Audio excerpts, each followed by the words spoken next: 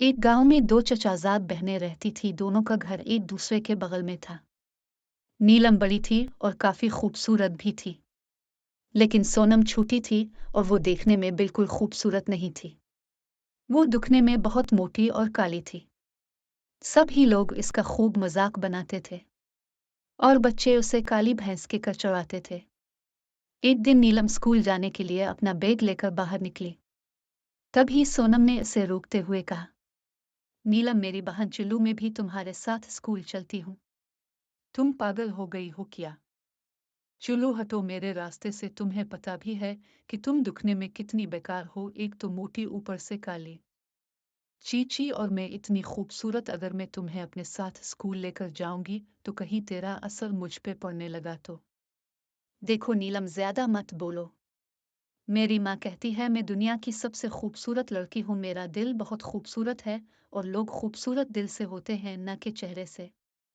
तुम्हारी मम्मी तो कुछ भी बोलती है।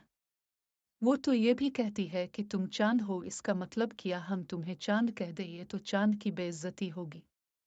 ये कहकर नीलम हंसने लगती है और सोनम वहां से रोते हुए अकेली ही स्कूल चली गई।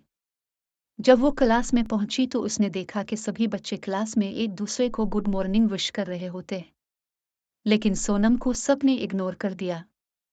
थोड़ी देर बाद नीलम सोनम से कहती है, देखा तुमने सोनम, तुम्हारी मम्मी कहती है ना कि तुम बहुत खूबसूरत हो, बिल्कुल चांद की तरह। क्लास में किसी बच्चे ने तुमसे बात तक नहीं की।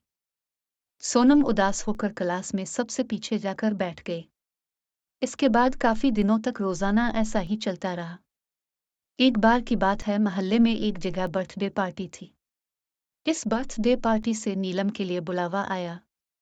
नीलम बहुत अच्छे से तैयार होकर इस बर्थडे पार्टी में जाने लगी। सोनम भी उसे जाते हुए देख रही थी। नीलम, मुझे भी अपने साथ ले चलो। तुम्हें बुलाया है किसी ने? नहीं, लेकिन मैं तुम्हारी बहन होना तो मुझे ले चलो। तुम्हें खुद तो कोई बुलाता नहीं है, क्योंकि ना तो तुम्हारे पास अच्छे कपड़े हैं और ना ही अच्छी सूरत, ऊपर से तुम्हारा मोटा बदन। ये कहकर नीलम हंसने लगी। नीलम सोनम का मजाक बनाकर वहां से चली गई। इसी तरह नीलम बर्थडे पार्टी और बच्चों के साथ खेलने में मसरूफ रहती थी, लेकिन सोनम के साथ कोई खेलता ही नहीं था। तो वो अपना खाली वक्त पढ़ने में लगाती थी। इस वजह से सोनम पढ़ने में बहुत तेज थी। स्कूल में एग्जाम हुए। एग्जाम के बाद रिजल्ट का दिन आया। रिजल्ट वाले दिन क्लासरूम में नीलम ने सोनम से कहा, तुम्हें पता है सोनम, आज तो क्लास में मैं ही फर्स्ट आऊंगी, क्योंकि सुंदर बच्चों को मैडम ज्यादा नंबर देती है ना। सोनम, तुम्हें नहीं आना है क्या फर्स्ट? मुझे लगता है तुम फर्स्ट आओगी, लेकिन ऊपर से नहीं, नीचे से। एक बार फिर नीलम ने सोनम का मजाक बनाया और हंसने लगी। सोनम की बात सुनकर बाकी क्लास के बच्चे भी हंसने लगे। तब ही मैडम क्लास में आई और उन्होंने रिजल्ट का ऐलान किया। मैडम ने बताया कि सोनम क्लास में फर्स्ट आई है और सेकंड, थर्ड दूसरे दूसरे बच्चे। क्लास में नीलम की कोई पोजीशन नहीं आई थी। सोनम क्लास में ही नहीं, पूरे स्कूल में फर्स्ट थी। ये सुनकर सबके होश उड़ गए। इन सब के बाद नीलम दिल में सोचती है, आज इस सोनम की बच्ची की वजह से मेरी बहुत बेइज्जती हुई है। इसको तो मैं बिल्कुल नहीं छोड़ने वाली। इसका कुछ ना कुछ तो करना ही होगा। बच्चों के रिजल्ट की खबर पूरे गांव में फैल गई और सभी लोग सोनम को मुबारकबाद देने लगे। ये देखकर नीलम को और भी ज्यादा जलन हुई और उसने सोनम को सबक सिखाने का पूरा इरादा कर लिया। एक दिन सोनम सुबह सुबह अपने आंगन में पेड़ के नीचे बैठकर अकेले ही खेल रही थी। तभी वहां नीलम आई और बोली, सोनम, तुम तो पढ़ने में बहुत तेज हो। मुझे लगता है हमें दोस्ती कर लेनी चाहिए।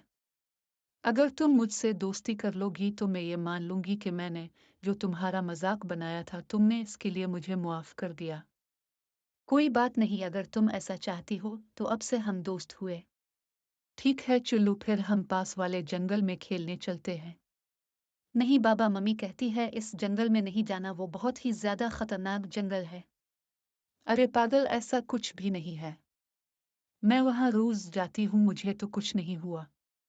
मुझे तो कुछ नहीं हुआ, मेरे साथ मेरी कुछ सहेलियां भी जाती हैं, उन्हें भी कुछ नहीं हुआ। तेरी मम्मी ऐसे ही बोलती है, चल ना चलते हैं। अच्छा, एक बार मम्मी को बता देती हूँ। तुम पागल हो गई हो, तुम्हें लगता है क्या? अगर तुम उन्हें बताओगी तो वो तुम्हें जाने देंगी। तुम सही कह रही हो, अच्छा चलूं, मैं मम्मी को बगैर बताए ही चलती हूँ। सोनम नीलम के साथ जंगल में चली गई। अरे ये जंगल तो वाकई बहुत डरावना लग रहा है, तुम यहाँ कैसे खेल लेती हो? हम तो यहाँ बहुत मस्ती करते हैं। अरे वाह, फिर तो बहुत मजा आने वाला है। चलो सोनम, एक गेम खेलते हैं। तुम इस पहाड़ी के किनारे आंख बंद करके खड़ी हो जाओ। इसके बाद तुम पहले खड़ी तो हो, फिर बताऊंगी।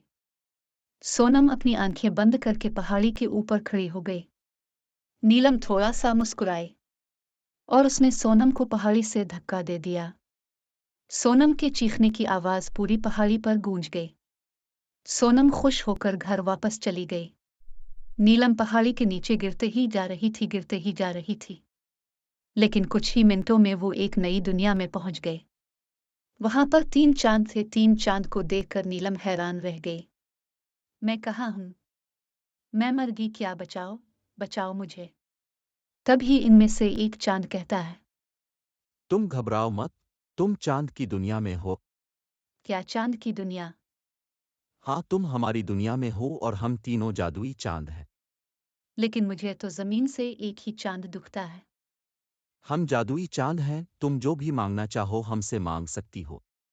मैं बहुत काली हूँ और मोटी भी, इसी वजह से सभी बच्चे मेरा बहुत मजाक बनाते हैं, कहते हैं मैं मोटी भैंस हूँ। मैं अब कहाँ जाऊँ? मुझसे कोई भी प्यार नहीं करता।